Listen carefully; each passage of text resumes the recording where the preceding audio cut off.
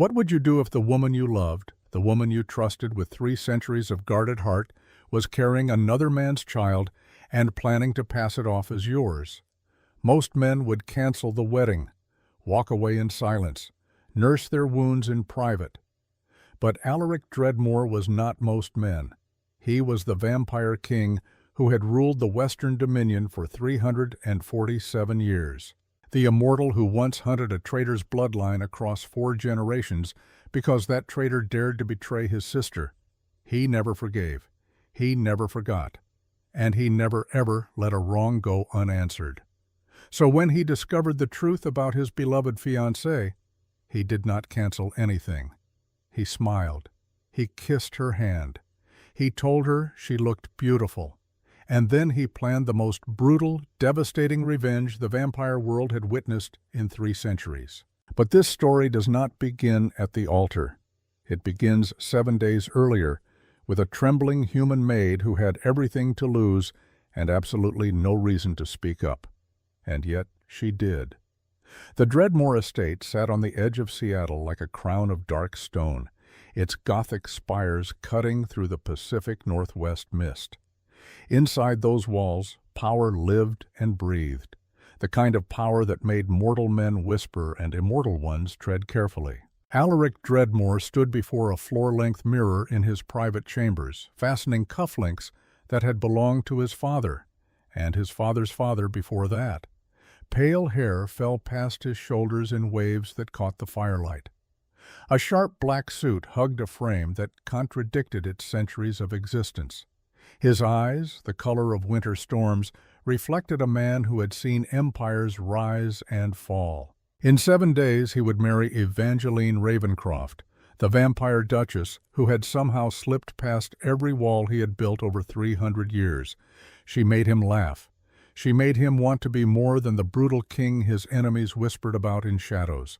For her, he had begun to imagine something he thought lost to him forever. A family. His phone buzzed. A text from Evangeline. "Missing you terribly, my love. This separation before the wedding is torture." He smiled, typing back with unexpected tenderness for a man who once made an entire vampire clan disappear for insulting his sister. 6 more days, my darling, then eternity. He set the phone down and stared at his reflection. King of the Western Dominion, one of 7 vampire kingdoms that carved up North America like a chessboard. He had survived wars, betrayals, assassination attempts, and the slow corrosion of time that turned most immortals into hollow shells. But love? That was the one battle he had never won. His mind drifted to Isolde, his older sister, locked away in an Irish convent for 70 years. Broken by a human lover who claimed to adore her, who promised her eternity, and who instead poisoned her with vervain and stole 3 centuries' worth of family artifacts the night before their union. She survived. Barely. But something in her snapped that night. Something vital and irreplaceable. Alaric visited her once 5 years ago. She sat by a window in that stone monastery, staring at nothing, speaking to no one. The brilliant, vibrant woman who taught him to hunt, who laughed like thunder, who once challenged 3 elder vampires to combat for insulting their family name. Gone, replaced by a ghost in living flesh. He swore that day he would never love, never trust, never give anyone the power to destroy him the way Isolde had been destroyed. Then he met Evangeline. Beautiful, sharp-witted Evangeline, with her midnight hair and emerald eyes. She debated philosophy with him until dawn. She challenged his decisions without fear. She made him feel alive in a way he had forgotten was possible, and in 6 days she would become his queen. He had no idea how wrong he was. 4 floors below, in the servant quarters that smelled of lavender and old wood, Sienna Ashford clutched her uniform with white-knuckled fingers. 23 years old, college dropout from a small town in Oregon, completely out of her depth. She had taken this job 3 days ago out of pure desperation, student loans drowning her, her mother's medical bills piling up faster than she could count. The employment agency promised good pay and asked no questions. They did not mention her employer was vampire royalty. Sienna smoothed her black dress and tried to remember the instructions. Eyes down, speak only when spoken to. Never enter the king's wing unannounced. The head housekeeper, an ancient vampire named Cordelia, made it very clear what happened to humans who broke protocol. Nothing good. Sienna was assigned to the guest wing, preparing rooms for wedding attendees. She worked quietly, efficiently, trying to become invisible. That was how she survived the foster homes growing up. Be useful, be quiet, be unseen. But invisibility had a strange advantage. People forgot you had ears. Day 5 before the wedding arrived with rain hammering against the estate windows. Sienna moved through the guest wing like a shadow, changing linens, arranging flowers, polishing surfaces until they gleamed. She was working in the blue guest suite when she heard the voice. Evangeline's voice, breathy and intimate, coming from the adjoining bathroom. Sienna froze, arms full of fresh towels. "Malachi, you cannot keep calling me." Evangeline's whisper was harsh, angry. "The wedding is in 5 days." A male voice responded, unfamiliar and desperate. "You are carrying my child, Ava. My child. How can you marry him?" Silence stretched like a blade. Then Evangeline's cold laugh cut through the air. "A child, yes. But Alaric's heir. Do you understand what that means? Our baby will inherit 7 kingdoms, Malachi. 7. Sienna's heart hammered against her ribs. She should leave. She should run. This was not her business. "You told me you loved me," Malachi said. And Sienna heard the break in his voice. "I loved what you could give me at the time. Now I love what Alaric can give me. Power. Immortality for our child through his bloodline. A throne. Alaric will find out. Alaric sees what I want him to see." Evangeline's voice turned sharp, calculating. "He is so desperate to be loved, it is almost pathetic. The mighty vampire king reduced to writing me poetry. He will claim this child as his own and never question it." A pause. Then something else. Something that made Sienna's blood run cold. "Now leave through the side entrance before someone sees you. And Malachi, Phase 2 begins after the wedding. The council is counting on me. Do not ruin this." Footsteps approached. Sienna barely made it to the hallway, her arms full of linens, her mind spinning like a tornado. She pressed herself against the wall as Malachi Sterling, a handsome human man in his 30s, slipped past her without a glance.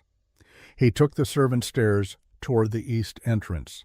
Sienna stood there for 10 full minutes, trying to process what she had just heard. Pregnant, by another man, planning to deceive the vampire king, and something about Phase 2, the council. She should stay quiet. She was nobody. A human maid who had been here 3 days. Who would believe her anyway? But every time she closed her eyes, she saw her father's face. Sienna's father had been a good man. Maintenance worker at a community college in Portland.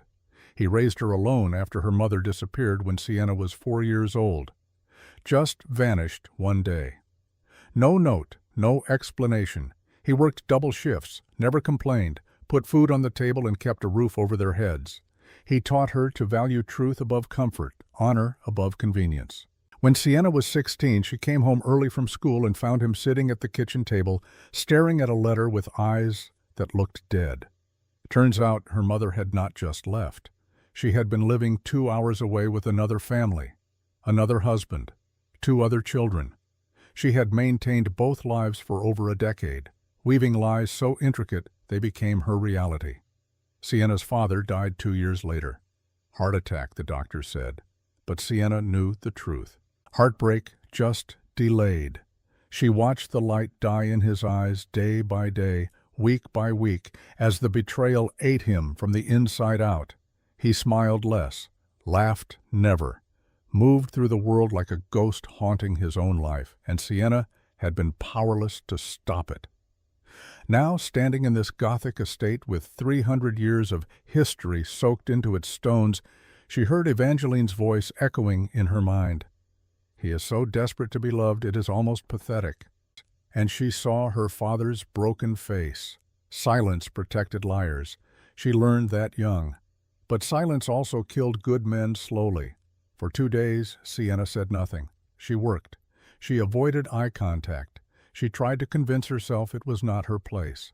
But every time she saw Alaric Dreadmore walk through the estate, his rare smile softening his ancient features, his voice gentle when he mentioned Evangeline's name, something twisted in her chest. On day 3 before the wedding, the estate buzzed with final preparations. Alaric was inspecting the grand ballroom where the reception would be held, speaking with the event coordinator about the positioning of the orchestra. Sienna was supposed to be arranging floral centerpieces, invisible as always. "Make sure there are gardenias," Alaric said, and his voice held a tenderness that made Sienna's hands still. "They are Evangeline's favorite." The coordinator laughed and agreed. The staff filtered out, returning to their duties. And suddenly, impossibly, Sienna found herself alone with the Vampire King. Every survival instinct screamed at her to stay quiet, to bow her head and leave, to protect herself. But a deeper instinct moved her feet forward, the same instinct that made her speak up in her 3rd foster home when she saw another kid being hurt. The instinct that cost her safety but let her sleep at night. Alaric Dreadmore turned, noticing her for the first time. His gaze held centuries of experience, sharp but not unkind. "The gardenias look perfect," he said simply, mistaking her approach for service. Sienna opened her mouth, closed it, felt her whole body shake. "Your Majesty."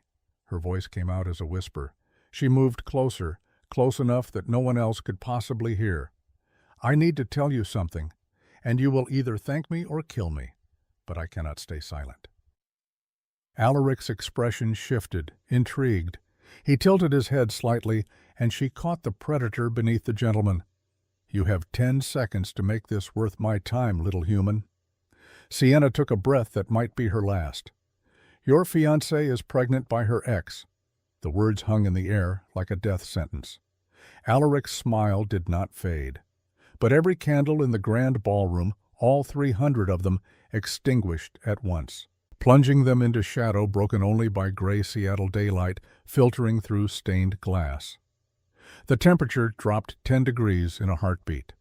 When Alaric spoke, his voice was soft as silk and sharp as a blade. "Tell me everything," Sienna told him. Every word she overheard, every detail she could remember. Her voice trembled, but she did not stop, did not soften it, did not look away from those storm-colored eyes that seemed to age 1,000 years as she spoke. When she finished, the silence stretched so long she wondered if he would simply kill her for being the messenger. Then Alaric laughed. It was not a kind sound. It rolled through the ballroom like thunder, dark and vast and terrifying. He threw his head back and laughed until the stained glass windows rattled in their frames. 347 years, he said softly, his accent thickening with emotion. Something old-world and dangerous bleeding through. I have ended bloodlines for petty insults. I have raised entire covens for disrespect, and this woman thought she could make a fool of me in my own house. He turned to Sienna fully now, and she saw something in his face that made her understand why enemies spoke his name in whispers. "What is your name, little human?" "Sienna Ashford, Your Majesty." "Sienna." He tested the name like wine he might savor or spit out. "Do you know what happens to people who bring me bad news?" Her chin lifted despite her fear. "I imagine the same thing that happens to people who let you walk into a lie." Another laugh, this one sharp and surprised. "You have uncommon courage, dangerous courage, but courage nonetheless." He moved closer. She smelled old books and expensive cologne and something wild underneath. "Can you prove what you heard?" "Malachi Sterling visited through the east side entrance. Your security cameras would show him, and if you have a doctor verify the pregnancy timeline, I am guessing it will not match when you and Evangeline were together." Alaric's smile turned into something beautiful and brutal. "Intelligent girl." He pulled out his phone and sent a single text. Within 3 minutes, Caius Dreadmore appeared in the ballroom. Alaric's younger brother, 280 years old, with the same frost-colored hair worn shorter, the same predatory grace. Head of estate security. "Brother," Caius said, then noticed Sienna. His eyes narrowed. "Is there a problem?" "Pull security footage from the east entrance for the past 2 months. Focus on a human male, 30s, named Malachi Sterling. Then summon Thaddeus, War Room, 10 minutes." Caius's expression hardened.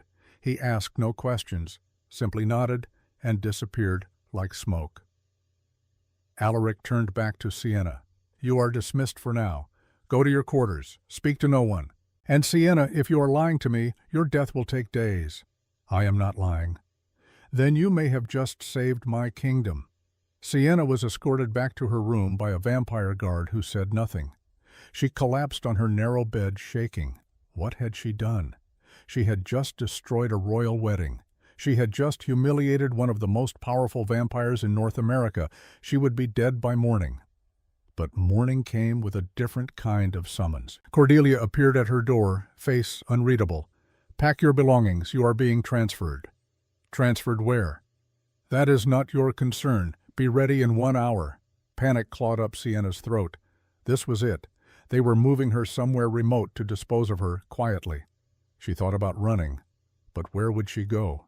You did not run from vampire royalty. They always found you. An hour later, she was escorted across the estate grounds to a cottage she had not even known existed. Small, beautiful, tucked among pine trees with exposed beams and soft lighting, more comfortable than anywhere she had ever lived. The guard left without explanation. Sienna stood in the center of the cottage, utterly confused. Meanwhile, in Alaric's private study, 3 men sat in silence that felt like the eye of a storm. Alaric behind his mahogany desk, fingers steepled, face carved from stone. Caius standing by the window, arms crossed, jaw tight. Thaddeus Gravesend in the leather chair across from Alaric, 400 years old, with silver-streaked dark hair and ancient eyes that had seen civilizations crumble. "The footage," Caius said, sliding a tablet across the desk. Alaric watched in silence as Malachi Sterling entered the estate through the east entrance, once, twice, 7 times. 17 times total over the past 2 months, always when Alaric was away on kingdom business. "The medical report," Thaddeus said, producing a folder. "I had our physician discreetly examine the records Evangeline submitted for pre-wedding blood work. She is indeed pregnant, approximately 3 months along." Alaric's jaw tightened. "I was in Vienna 3 months ago, summit with the eastern provinces. 2 weeks. Evangeline claimed illness and stayed behind," Caius added quietly. The room fell silent. Then Thaddeus leaned forward, his knowing gaze sharp. "There is more, my king. I pulled additional security footage from other cameras. Evangeline had 3 meetings over the past month that were not with Malachi Sterling." He swiped to new footage. A hooded figure meeting Evangeline in the estate gardens at midnight. They spoke for 20 minutes. The figure's face remained hidden, but something about the posture, the bearing, set off alarms in Alaric's mind. "Enhance," Alaric commanded. Thaddeus zoomed in on the figure's hand as it gestured. A ring glinted in the moonlight. A sigil ring, the crest of the Nightshade bloodline. "Draven," Alaric breathed. Caius's entire body went rigid. "The Northern King? Here? On our territory?" Thaddeus pulled up more footage. 2 more meetings. Same hooded figure. Same sigil ring. "This is not about a pregnancy," Alaric said softly. "This is about my throne." He stood pacing to the window. Outside, Seattle sprawled in the distance. His city, his domain, his kingdom built over centuries of blood and strategy. "Draven Nightshade has wanted the Western Dominion for 200 years, Thaddeus said. "He controls the Northern Kingdom absolutely, but he has alliances with the Eastern and Central territories. If he takes the West, he commands 4 of the 7 kingdoms." "A majority," Caius growled. He could reshape the entire vampire hierarchy in North America. Alaric turned back to them, and both men recognized the expression. the cold, calculating mask that preceded legends. "The pregnancy is a decoy," Alaric said. "Draven's plan is more sophisticated than simple adultery. Evangeline is not just unfaithful, she is an operative." Thaddeus nodded slowly. "Plant an heir inside your bloodline, gain queen status. Then what? Poison? Assassination? A coup from within?" "All of the above, most likely." Alaric's voice was ice. "And I was so eager to believe in love, I nearly handed him everything on a silver platter." He thought of Isolde, broken by betrayal, and something in his chest that had been soft for Evangeline hardened into diamond. "We have 5 days until the wedding," Alaric said. "Evangeline suspects nothing. She thinks she has won." "We cancel," Caius said immediately. "Expose her now. Execute her for treason." "No." Both men stared at him. Alaric's smile was terrifying. "We let her think she has won. We let her play out her hand. And when the moment is perfect, when she is at the altar in front of representatives from all 7 kingdoms, we destroy her so completely that Draven Nightshade understands what happens when you betray Alaric Dreadmore." Thaddeus leaned back, understanding dawning. Public execution of her reputation. Exactly. Not just her life, her legacy, her family name, everything. Alaric turned to Caius. "Double security, discreetly. I want every guard we can trust on high alert. Assume Draven has more agents inside the estate. Find them." Caius nodded. "Thaddeus, decode any communications Evangeline has had in the past month. I want to know exactly what she has promised Draven."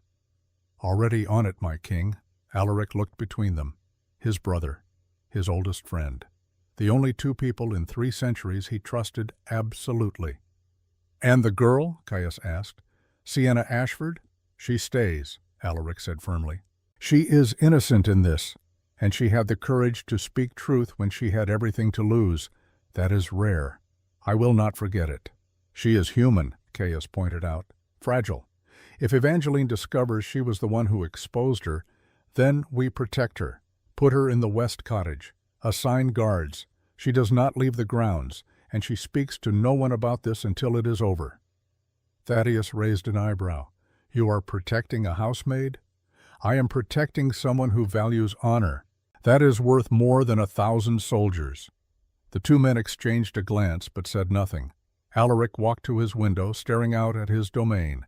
He had survived wars that made human conflicts look like children's games. He had outlasted enemies, outmaneuvered rivals, built an empire from blood and will. And he had almost lost it all to a beautiful smile and lies wrapped in silk. Never again. "Gentlemen," he said softly, "in 5 days the vampire world will remember why they fear the name Dreadmore, and Draven Nightshade will learn that betrayal carries a price so steep even immortals cannot afford to pay it." Behind him, Caius and Thaddeus smiled. The game was on, and Alaric Dreadmore never lost. 2 days remained before the wedding that would never be. But Evangeline Ravencroft did not know that. She moved through the Dreadmore estate like a queen already crowned, inspecting floral arrangements, approving seating charts, smiling at servants who bowed as she passed.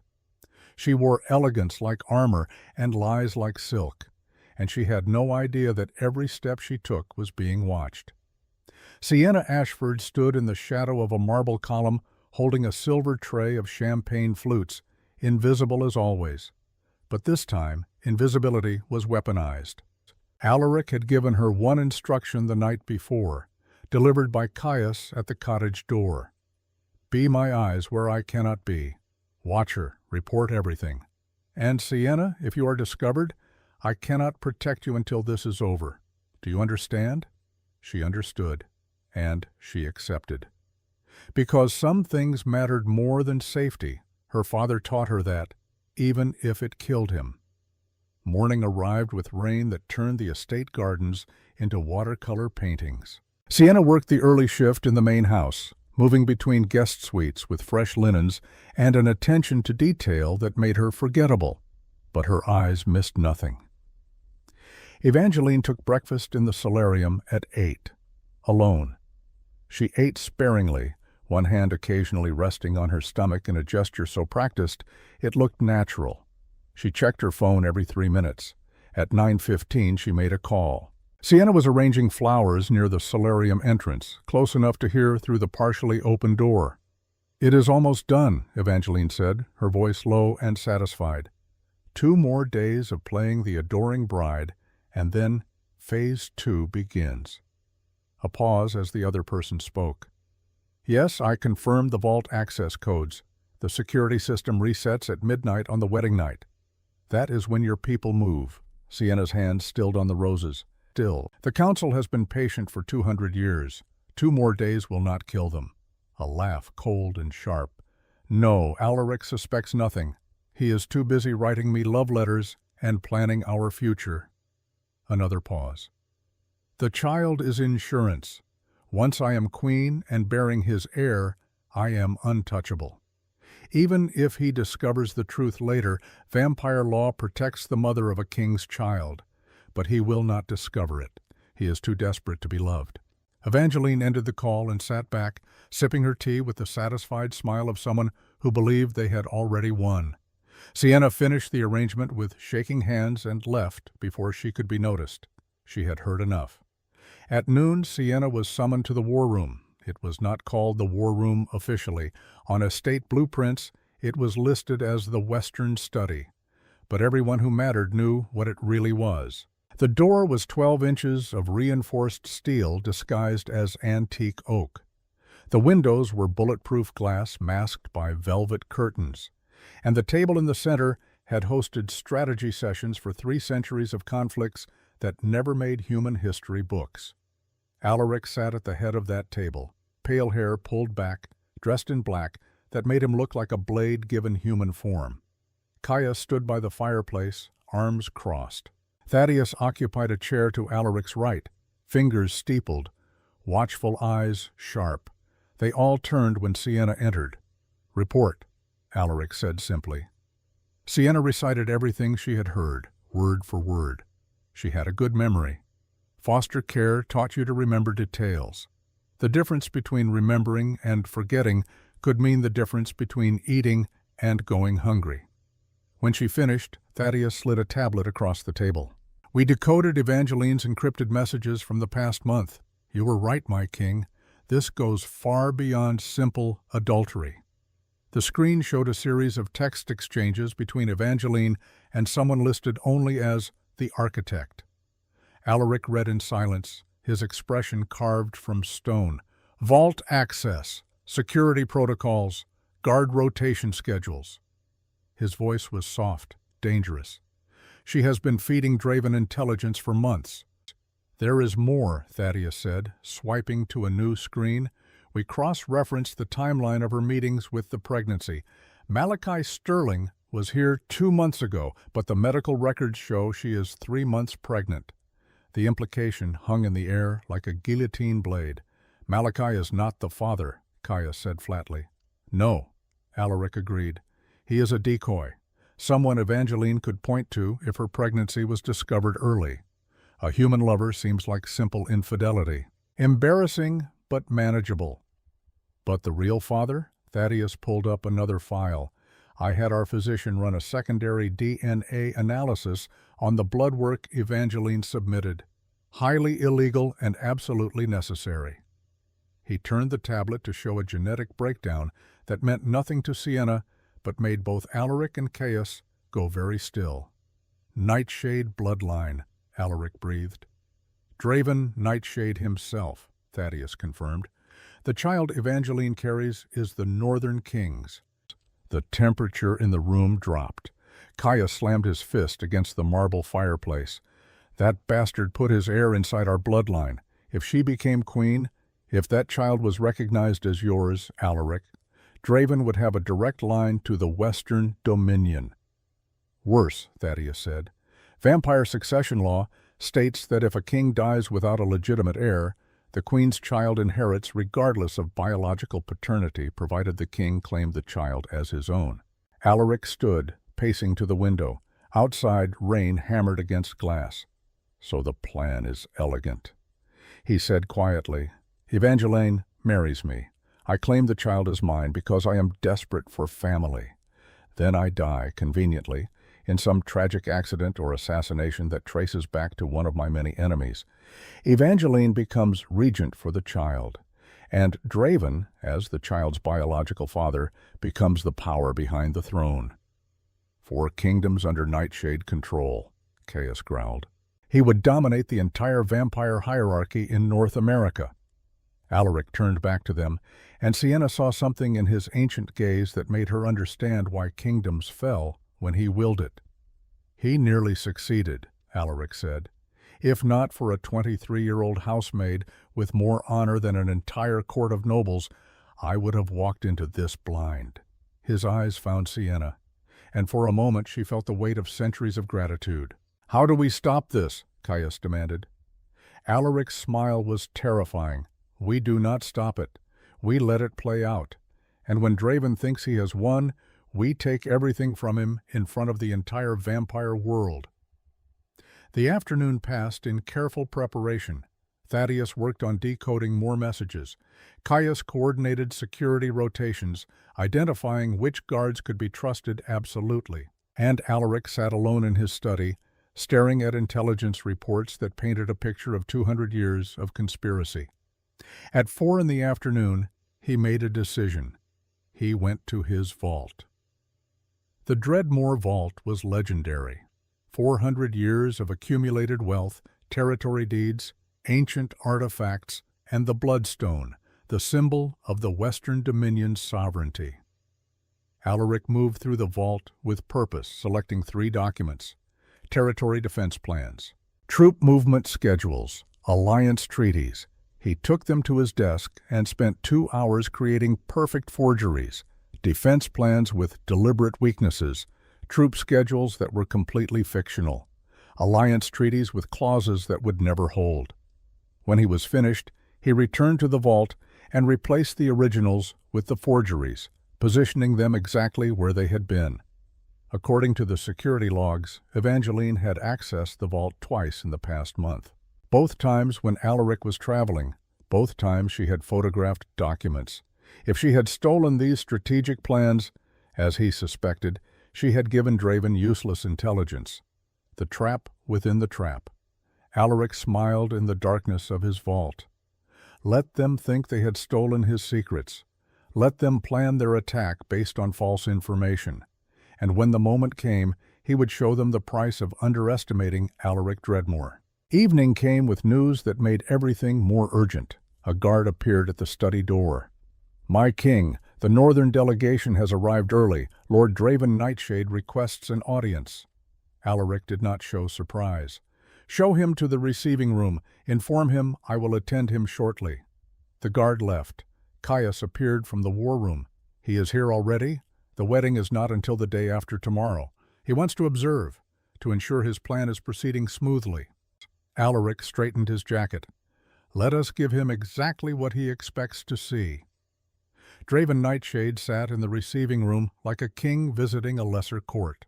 Tall, broad-shouldered, with black hair shot through with silver and eyes the color of fresh blood. He wore power like most men wore cologne, and his smile could have cut glass. Alaric entered with the warmth of a gracious host. "Draven, welcome to the Dreadmore estate. I did not expect you until tomorrow." "Alaric." Draven clasped his hand, and both men squeezed just hard enough to make a point. "I was eager to arrive. Such a momentous occasion deserves proper attention." "Indeed. Evangeline is a remarkable woman." "You have no idea," Draven said, and there was a flicker of something in his blood-red eyes. Amusement, arrogance, certainty that he had already won. Alaric saw it, catalogued it, smiled through it. "Come, let me show you to your quarters. I have given you the East Wing. I trust you will find it comfortable." The East Wing, how generous. They walked deeper into the estate, surrounded by guards from both sides playing a game of cordial enemies that both knew would end in blood. Alaric showed Draven every courtesy, every tradition, every gesture of hospitality between allied kingdoms, and all the while he watched, observed, noted which of Draven's 20 guards moved like soldiers and which moved like assassins. When Draven was settled, Alaric returned to the war room. "He suspects nothing," Caius said. "Good. Keep it that way." Night fell, and Alaric made a decision that surprised everyone. "I am leaving the estate tonight. Personal matter. I will return by morning." Caius frowned. "Brother, is that wise? With Draven here?" "It is necessary. You will understand soon enough." "Where are you going?" "To see our sister." The private jet landed in Ireland as dawn broke over the Atlantic. Alaric had not been back to the convent of St. Bridget in 5 years. The guilt of seeing Isolde's broken state had been too much to bear more frequently. But tonight was different. Tonight he needed to see her, to remember why betrayal could never be forgiven, to steel himself for what was coming. A car took him from the airstrip to the cliffs of County Clare. Wind howled in from the sea, battering walls that had stood for 800 years. He walked through corridors that smelled of beeswax and age, following a nun who spoke in whispers. "She has been different lately," the nun said. "Agitated. The first signs of awareness we have seen in 70 years. She asked for you specifically 3 days ago, first words she has spoken since 1955. Alaric felt something in his chest constrict. "What did she say?" "Just your name, over and over. Alaric, Alaric, Alaric," as if trying to wake from a dream. They stopped before a heavy wooden door. "She is inside." The nun left him alone. Alaric pushed open the door, bracing himself for the vacant stare, the hollow shell of the woman who raised him. The room was simple. A bed, a desk, a window overlooking the sea. And sitting in a chair by that window, silver-streaked hair falling past her shoulders, was Isolde Dreadmore. She turned when he entered, and her eyes were clear, sharp, aware, not the vacant stare of the broken woman he had last seen 5 years ago. "Hello, baby brother?" Alaric froze. The world tilted beneath his feet. "Isolde?" She stood with the fluid grace of a predator that had been pretending to be prey. And she smiled with all the fierce intelligence he remembered from 300 years ago. 70 years is a long time to play dead, but I think I sold it convincingly. Alaric stared at his sister, and his mind refused to process what he was seeing. "What?" Isolde crossed the room and took his hands, and her grip was strong, vital, nothing like the hollow shell he remembered. "I was never broken, Alaric. I was gathering intelligence. I do not understand." She led him to the desk and pulled out a leather-bound journal, hundreds of pages filled with meticulous handwriting. "My betrayer, the human who poisoned me. His name was Thomas Ashford, but he was not acting alone. He was an agent planted by Constantine Vance, Draven Nightshade's father."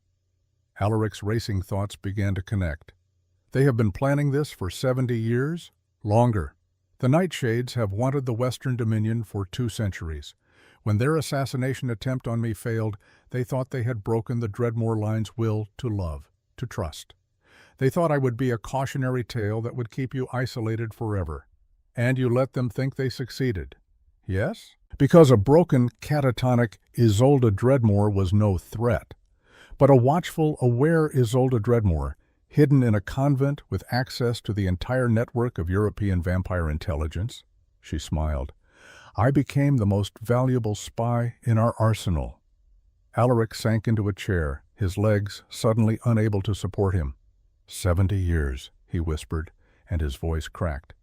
You let me believe you were broken. You let me carry that guilt for 70 years. Isolde knelt before him, taking his face in her hands. I had to, my darling brother. If you knew, you would have acted, moved against them, and they would have gone underground. The only way to end this was to let them think they had already won against our family, to let them grow confident, arrogant, to let them make their final move. Tears he did not know he could still cry burned in Alaric's eyes. I thought I lost you. You never did. I was just fighting a different war.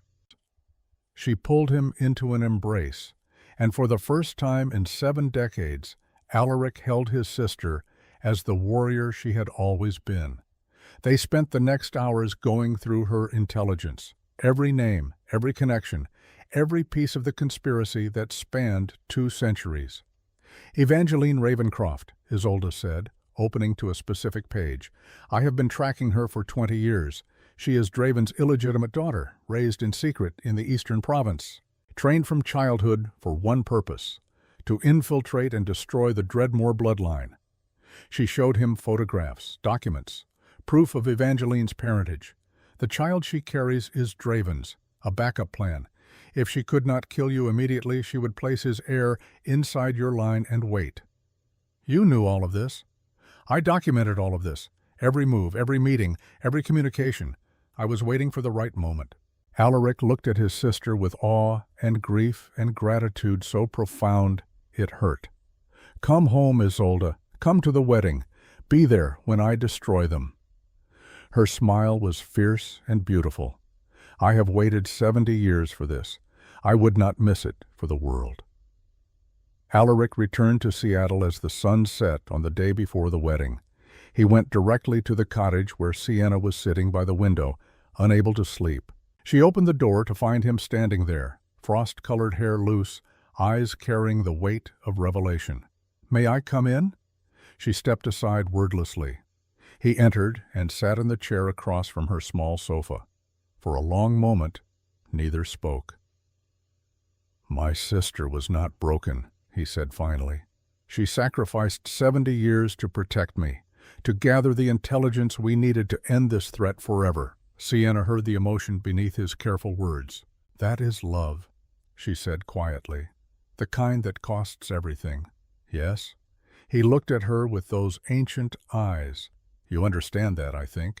You risked your life to tell me the truth. Why? Sienna thought of her father, of the light dying in his eyes day by day. Because silence protects liars, and I watched silence kill my father. I could not watch it happen again. Alaric nodded slowly. Your father. He was betrayed. For 12 years, my mother maintained 2 families, 2 lives. When the truth came out, it destroyed him, not all at once, slowly, like watching someone drown in inches of water. And you were powerless to stop it. Yes. Alaric leaned forward, elbows on his knees. I have lived for centuries, Sienna Ashford. I have fought wars, built kingdoms, survived betrayals that would break lesser beings, but I have never met anyone quite like you. A housemaid? A woman who values truth more than she fears death. That is rarer than you know. They sat in comfortable silence, 2 people from different worlds united by the same wound. Tomorrow, Alaric said, I will destroy Evangeline and Draven in front of the 7 kingdoms. It will not be kind. It will not be gentle. It will be absolute. Good, Sienna said simply. He smiled, and it reached his eyes for the first time. When this is over, I would like to offer you a position, not as a maid, as an archivist. I have centuries worth of books and documents that need someone who understands the value of truth and history. I dropped out of college. You have something better than a degree. You have integrity. Will you consider it? Sienna felt tears sting her eyes. A future, a real future, doing something that mattered. Yes. Alaric stood to leave, then paused at the door. One more thing. Tomorrow, when Draven and his people drink the poisoned toast, they will expose themselves. There will be violence. Stay in this cottage until it is over. I will. Sienna, thank you for your courage, for your truth, for reminding me that honor still exists in this world. Thank you for listening, for believing me. He left, and Sienna sat in the dark cottage, knowing that tomorrow would bring fire and justice in equal measure. The pieces were in position, the trap was set, and Alaric Dreadmore was ready to remind the vampire world why they feared his name. The wedding day arrived draped in perfect Seattle winter sunlight, the kind of crystalline morning that made even immortals pause to appreciate the world. The Dreadmore estate had been transformed into something from a darker fairy tale. White roses climbed every stone surface, their thorns left deliberately visible. Black silk drapes billowed in the cold breeze, and 300 guests, representing the most powerful vampire families across North America, filled the Grand Garden Pavilion. This was not a wedding. This was a gathering of predators in formal wear, watching to see which alpha would emerge bloodied. Sienna watched from the cottage window as the guests arrived. Limousines deposited ancient vampires dressed in centuries of accumulated wealth. She recognized faces from the intelligence briefings Thaddeus had shown her. The Eastern Province delegation, the Central Territory representatives, the Southern Court elders. And there, stepping from a black car that looked like congealed shadow, was Draven Nightshade himself. He wore a charcoal suit that probably cost more than her childhood home. His blood-red eyes scanned the estate with the confidence of a man who believed he had already won. 20 guards flanked him, moving with military precision. Strike force, Alaric had called them, executioners pretending to be security. Sienna's hands clenched on the window frame. She wanted to be there, to see Alaric destroy them. But her orders were clear: stay hidden until it is over. She would obey. Because Alaric Dreadmore had earned her trust in a way few people ever had. In the main estate, Alaric stood before a floor-length mirror in his private chambers, fastening cufflinks that had belonged to his grandfather. Black suit, perfectly tailored. Silver hair pulled back with a single black ribbon. He looked every inch the vampire king who had ruled for 3 centuries. But his eyes held something new. Not the desperate hope he had worn when planning this wedding weeks ago. Not the wounded pride of a man betrayed. Cold, calculated fury wrapped in perfect control. A knock at the door. "Enter." Kaya stepped inside, dressed in similar formal black, his role as best man requiring him to stand at the altar. "Everything is in place," Kaya said quietly. "The wine has been switched." Thaddeus confirmed it personally. "The holy water blend is in every bottle marked for the toast." Draven's guards? Positioned exactly where the intercepted plans said they would be. 12 inside the pavilion, 8 more at strategic points around the estate, all thinking they are invisible. And our people? 50 of our best, hidden in the upper galleries and behind the columns, armed with silver and waiting for your signal. Alaric adjusted his tie with steady hands. "Isolde? Arrived an hour ago. She is in the west wing, out of sight. The look on her face, brother, she has waited 70 years for this." "As have I, in my own way." Kaya studied him. "You are calm." "I am always calm before I destroy someone. That is what worries me." Alaric turned from the mirror and clapped his brother's shoulder. "Today, the vampire world learns what happens when you mistake my capacity for love as weakness. Draven thought Isolde's tragedy made me vulnerable. Instead, it made me watchful. And Evangeline? Will spend the rest of her immortal life regretting the day she chose lies over truth." Another knock. A servant's voice. "Your Majesty, the guests are seated. The ceremony is ready to begin." Alaric took a breath he did not technically need. "Then let us give them a wedding they will remember for the next 300 years. The garden pavilion had been arranged with mathematical precision. 300 seats in a semicircle facing the altar. Representatives from all 7 vampire kingdoms in the front rows, their positions dictated by ancient protocol. Draven Nightshade sat in the 3rd row, Eastern Province section, because the Northern Kingdom's formal rank placed him just below the Elder Territories. His blood-red eyes scanned the crowd with predatory satisfaction. In 6 hours, he would be the most powerful vampire in North America, or so he thought. The orchestra began to play, not the traditional wedding march. Something older, darker, a piece composed in 1642 specifically for vampire royal unions. The officiant took his place at the altar, an elder vampire who had presided over ceremonies for 4 centuries. His face was carved parchment, his eyes milky with age, but his voice would carry across the pavilion like thunder. Alaric and Caius walked down the side aisle and took their positions. Alaric looked magnificent, terrifying, a king in every line of his body, and his face showed nothing but calm anticipation. The music swelled. Evangeline Ravencroft appeared at the top of the garden stairs. She was stunning. Custom Vera Wang gown in white silk that caught the winter light like captured snow. midnight hair arranged in an updo that exposed her elegant neck, emerald eyes bright with triumph barely disguised as joy. One hand rested lightly on her stomach. A gesture so subtle, so practiced, most of the guests probably missed it, but Alaric saw, and his smile sharpened just enough for those who knew him well to recognize the danger.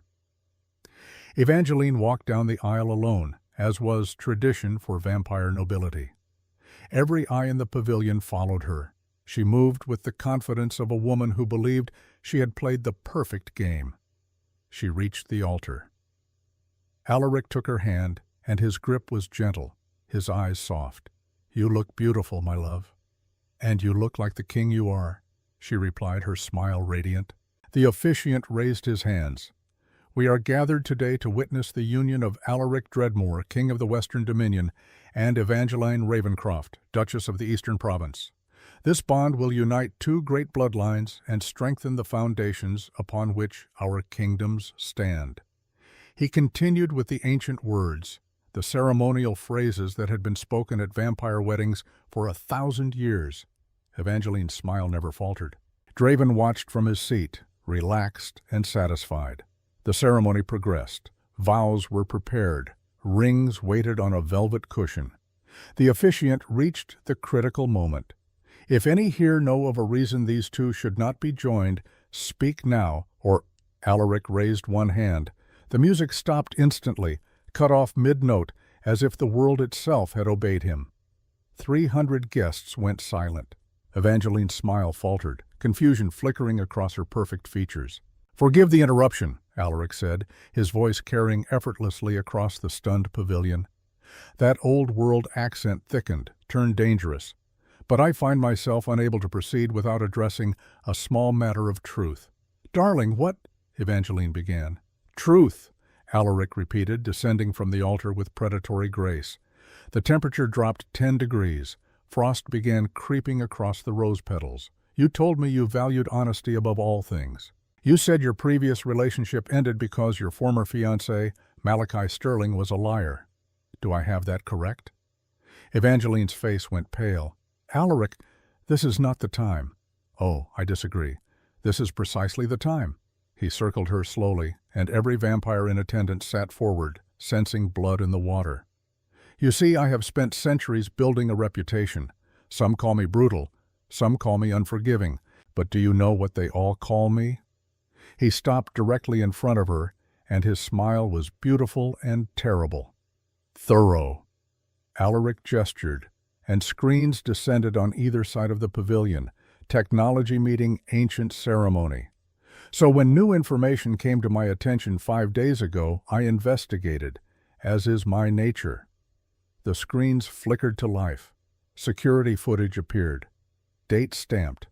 Time-coded Malachi Sterling entering the Dreadmore estate through the east entrance. Once, twice, 7 times, 17 times total over 2 months. The crowd erupted in gasps and furious whispers. "That can be explained," Evangeline said quickly. "He was a friend. We talked. There was nothing inappropriate." Alaric's voice cut through her explanation like a blade. "Then explain this." Audio began to play. Evangeline's own voice, crystal clear. "You are carrying my child, but Alaric's heir. He is so desperate to be loved, it is almost pathetic. The mighty vampire king, reduced to writing me poetry. He will claim this child as his own and never question it." The reaction was immediate and volcanic. Vampire dignitaries rose from their seats. Alliances with the Ravencroft family were verbally dissolved on the spot. Evangeline's own relatives turned away in shame, but Alaric was not finished.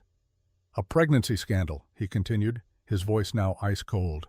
"Embarrassing. Certainly grounds for cancellation, but I am a patient man. I kept investigating." He turned to address the entire assembly. "Medical records confirm Evangeline is 3 months pregnant, but Malachi Sterling was only at this estate 2 months ago, so I asked myself, if not Malachi, then who?" The screens changed. DNA analysis, complex genetic breakdowns, and there, highlighted in red, a match that made half the vampires in the pavilion go rigid. Nightshade bloodline, Alaric said softly, specifically Draven Nightshade himself. Every eye in the pavilion swiveled to Draven, who had gone very still in his seat. The child Evangeline carries, Alaric continued, is not mine, not Malachi's, but the Northern King's, an heir planted inside my bloodline, a genetic coup designed to give Draven control of the Western Dominion. Draven stood slowly, and his guards around the pavilion tensed. You have no proof of this wild accusation, Dreadmore, do I not? Alaric gestured again, and new footage appeared. Hooded figure meeting Evangeline in the estate gardens. 3 separate meetings. Enhanced images showing the Nightshade sigil ring clear as day. That proves nothing, Draven said, but his voice had lost its confidence. Then perhaps this will. Thaddeus stepped forward from the shadows, carrying a leather folder. Decoded communications between Evangeline Ravencroft and the architect, your code name, Lord Nightshade. Detailed plans for a coordinated attack during this very reception. Vault access codes, security protocols, guard rotation schedules. He handed the folder to the Eastern Province representative, who read it with growing horror. You plan to poison me during the wedding toast, Alaric said, his voice now filled with something ancient and terrible. Vervain compound to weaken me for 6 hours, during which your 20 guards, strategically positioned throughout this estate, would initiate an assassination. Simultaneously, a secondary team would breach my vault and steal 3 centuries' worth of gold, territory deeds, and the Bloodstone. The gasps were deafening now. Alaric's smile turned absolutely predatory. But perhaps my favorite part, he continued, his voice dropping to something that made even elder vampires shiver, is that I have known about this entire plan for 3 full days. Evangeline's face went white. Draven's expression cracked. Impossible, Draven breathed. That vault access you thought you achieved, Evangeline? Those strategic documents you photographed? Alaric laughed, and it was a sound that would haunt nightmares. Battle plans with deliberate weaknesses, troop movement schedules that were completely fictional, alliance treaties that would dissolve the moment you tried to use them. Every single one was a forgery. He turned to Draven. I let you believe you were winning. I wanted to see exactly how far you would go, how deep the betrayal ran. And you gave me everything I needed to destroy you completely. You thought you were stealing my secrets. Instead, you were collecting evidence of your own treason. The pavilion erupted in chaos, vampires standing, shouting, demanding explanations. Draven's facade finally cracked completely. His eyes blazed red, and his guards around the pavilion moved their hands toward concealed weapons. You think you have outmaneuvered me, Dreadmore? You are outnumbered. My people are everywhere. One signal from me, and they will expose themselves completely, Alaric interrupted, which is exactly what I want. He turned to the officiant, who had been standing frozen throughout this entire revelation. We should not let the preparations go to waste. Please, proceed with the ceremonial toast. Servants appeared as if summoned, carrying silver trays of crystal flutes filled with dark wine. Draven's eyes narrowed, but he could not refuse without confirming everything Alaric had accused him of. The guests each took a glass, confusion and tension radiating through the pavilion. Alaric raised his flute, his smile terrible and satisfied. To truth, he said simply, and the price of betrayal. He drank. 300 guests drank. For 5 seconds, nothing happened. Then Draven's 20 guards throughout the pavilion began to scream. The holy water blend reacted violently with the Vervain stimulants in their systems. They burned from the inside, skin blistering, steam rising from their throats. They dropped their glasses and drew weapons, their cover completely blown. Now, Alaric said quietly. 50 of his elite guards emerged from hidden positions in the upper galleries and behind columns, silver weapons drawn, crossbows loaded with blessed bolts. Draven's forces were surrounded in seconds. Drop your weapons, Caius commanded, his voice carrying absolute authority, or die where you stand. One of Draven's guards, braver or more foolish than the others, raised his gun. He did not get the shot off. A crossbow bolt took him through the heart. He dissolved into ash before he hit the ground. The remaining 19 surrendered immediately. Draven stood in the center of the pavilion, surrounded, exposed, his 200-year plan crumbling around him. "You switched the wine," he said, and there was almost admiration in his voice. "I told you," Alaric said. "I am thorough." He turned to the assembled representatives of the 7 kingdoms. "I call for immediate tribunal under vampire law. Draven Nightshade and Evangeline Ravencroft have conspired to commit regicide, theft of sovereign property, and fraud against a royal bloodline. The evidence is overwhelming. The attempt has been witnessed by all 7 kingdoms." The Eastern Province representative, an ancient vampire named Octavian, stood. "The tribunal is granted. All representatives convene." The 7 kingdom representatives gathered at the altar, forming an impromptu court. They reviewed the evidence Thaddeus provided. They questioned Evangeline, who broke down in tears but could not refute the DNA evidence, the recordings, the decoded messages. They questioned Draven, who remained silent, knowing anything he said would only deepen his guilt. The deliberation took less than 10 minutes. Octavian spoke for the tribunal. "Evangeline Ravencroft, you are stripped of all titles, lands, and privileges. You are exiled to the northern wastes under observation. The child you carry will be provided for financially until adulthood, but will have no claim to any throne or title. You will never hold power in any vampire territory in the Western Hemisphere." Evangeline collapsed, her perfect composure finally shattered. "Draven Nightshade, you are found guilty of conspiracy to commit regicide. The Northern Kingdom is hereby placed under interim governance by the Eastern and Central Territories. You will pay reparations equaling half your kingdom's treasury to the Western Dominion. Your alliances with the Eastern and Central Territories are dissolved. You are forbidden from entering Western Dominion territory for 200 years. Draven's face went white with fury, but he could say nothing. The judgment of 7 kingdoms was absolute. "Take them," Alaric said. Guards moved forward to escort both prisoners from the pavilion. As they passed Alaric, Evangeline's eyes were filled with hatred. "You ruined everything," she hissed. "No," Alaric said softly. "You did that yourself. I simply revealed it." Then he leaned close, so only she could hear.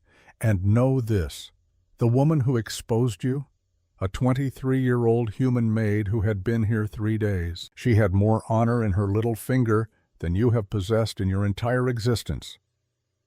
Evangeline's face crumbled. Draven said nothing as he was led away, but the look he gave Alaric promised that 200 years was not forever. Alaric did not care. He had won, completely, absolutely, publicly. The guests dispersed quickly after that, some in disgust, others energized by the scandal. The Dreadmore estate emptied like water from a broken glass. By sunset, only family and close allies remained. Alaric stood in the now empty pavilion, surrounded by 300 abandoned seats and wilting roses. A soft footstep behind him. He turned to find Isolde, dressed simply in a gray dress, her silver hair loose around her shoulders. She looked more alive than he had seen her in 70 years. "That," she said, "was magnificent. It was necessary." She crossed to him and took his hands. 70 years I waited to see the Nightshade conspiracy destroyed, and you did it in under an hour. With your intelligence, without your sacrifice, without your 70 years of gathering evidence, this would not have been possible. We make a good team, baby brother, the way we did 300 years ago. Alaric pulled her into an embrace. "Come home, Isolde. The convent has served its purpose. Come home and help me rebuild what they tried to destroy." "I thought you would never ask." 2 hours later, Caius found Alaric in his study. "The prisoners are secured. Draven's forces have been removed from our territory. The tribunal's judgment is being circulated to all vampire territories worldwide." "Good. Brother, what you did today, that was not just revenge, that was a message. Yes, to anyone who thinks the Dreadmore bloodline can be manipulated or destroyed. We endure, we remember, and we never forgive betrayal." Caius nodded. then hesitated. And the girl, Sienna? Alaric looked up from the papers he had been reviewing. What about her? She is still in the cottage, waiting. I think she has earned an explanation of how this ended. Alaric stood. You are right. He walked through the darkening estate to the small cottage among the pines. Sienna opened the door before he could knock, her eyes searching his face. Is it over? It is over. Evangeline and Draven have been judged by the 7 kingdoms. Exiled, stripped of power, the conspiracy that has threatened my bloodline for 200 years has been destroyed. Relief washed over her features. Thank you for trusting me. Thank you for your courage. Without you, I would have walked into their trap blind. He handed her an envelope. Your new employment contract, archivist position, salary sufficient to clear your mother's medical bills and your student debt. Housing provided on the estate. You start whenever you are ready. Sienna opened the envelope with shaking hands and stared at the numbers. This is too much. It is exactly enough. You saved my kingdom, Sienna Ashford. This is a fraction of what that is worth. She looked up at him, tears streaming down her face. I just told the truth. That should not be worth a fortune. In my world, truth is the rarest commodity of all. I value it accordingly. He turned to leave, then paused. One more thing. In 2 years, when the scandal has faded and the vampire world has moved on to other dramas, I intend to marry. For real this time. To someone who values truth, who has honor, who sees me as a man rather than a crown. Sienna's breath caught. I am asking for nothing now, Alaric continued. We barely know each other beyond this crisis, but I would like the chance to change that, to see if the respect we have built could become something more. No pressure, no expectations, just possibility. What? I would like that, Sienna whispered. Alaric smiled, and this time it reached his eyes completely. Then we have time. All the time in the world. 2 years later, the Dreadmore estate had never looked more alive. Not 300 guests this time, just 50, carefully chosen, family and true friends. The garden pavilion had been transformed again, but this time with lavender and white gardenias. The flowers had new meaning now, not Evangeline's lies, but Sienna's truth. Alaric stood at the altar in a charcoal gray suit, his silver hair pulled back, his expression calm, but his eyes bright with something he thought he had lost forever. Hope. Kaya stood beside him as best man, grinning. Nervous? Appropriately alert, Alaric replied. That is what you said last time. Last time was theater. This time is real. The music began, not the dark vampire ceremonial piece, but something lighter. Mozart, Sienna's choice. And there she was, walking down the aisle in a simple ivory gown, her dark hair loose, carrying a bouquet of lavender and gardenias. No pretense, no performance, just Sienna, honest and brave and true. Beside Alaric in the front row, Isolde sat with tears streaming down her face. Her first real wedding in 70 years, her brother finally finding what she had lost and reclaimed. Sienna reached the altar. Alaric took her hands, and his voice was steady but filled with emotion. 2 years ago, you spoke 7 words that saved my life. Your fiancée is pregnant by her ex. The 7 best words I have ever heard. Because they led us here, Sienna said softly. The officiant, the same elder vampire, cleared his throat with a small smile. Shall we try this again, without the drama this time? Laughter rippled through the small crowd. The ceremony was brief, beautiful. The vows they wrote themselves were about truth and honor, partnership and respect.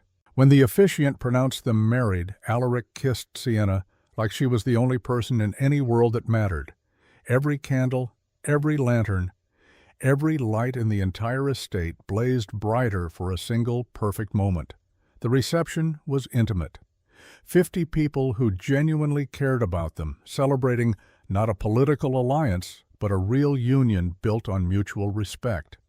Alaric gave a toast that was surprisingly warm and deeply moving.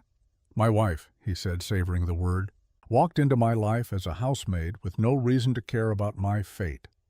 She risked everything to tell me a truth that saved me from a terrible mistake. And in doing so, she gave me something I had stopped believing in: hope. Not the desperate hope of a lonely king, but the steady hope of a man who has found his equal. He raised his glass. To Sienna, the bravest person I have ever known, and to truth. May we always value it more than comfort. Everyone drank. This time, no one collapsed. Later that night, after the guests had departed and the estate had grown quiet, Alaric and Sienna sat together on the balcony of the master suite. She was tucked against his side, his arm wrapped around her, both of them watching the first stars appear over Seattle. "What happens now?" Sienna asked softly. "Now we live, my love. We build something real. We host gatherings and manage the archives and argue about which historical period was most interesting. And I continue ruling while you organize 3 centuries worth of documents." She laughed. "That sounds perfect." "It does it not?" He pressed a kiss to her hair. "You know what the irony is? Evangeline's betrayal, the worst thing that happened to me in decades, led me directly to you, the woman who whispered 7 words and changed everything." Sienna tilted her face up to meet his eyes. "Your fiancée is pregnant by her ex. The 7 best words ever spoken." He kissed her, and somewhere in the estate, every candle ignited at once. Far away in the northern wastes, Evangeline sat in her exile and remembered the power she had lost. In the monitored territory of the former northern kingdom, Draven Nightshade planned revenge that would take 2 centuries to execute. But in the Dreadmore estate, none of that mattered. Alaric had his sister back, his kingdom secure, and a wife who valued truth above all things. 347 years had taught him that power, wealth, and immortality meant nothing without honor. And a 23-year-old woman with more courage than an entire court of nobles had reminded him that truth was the strongest weapon of all. Some called it revenge. He called it justice. And justice, like truth, was eternal.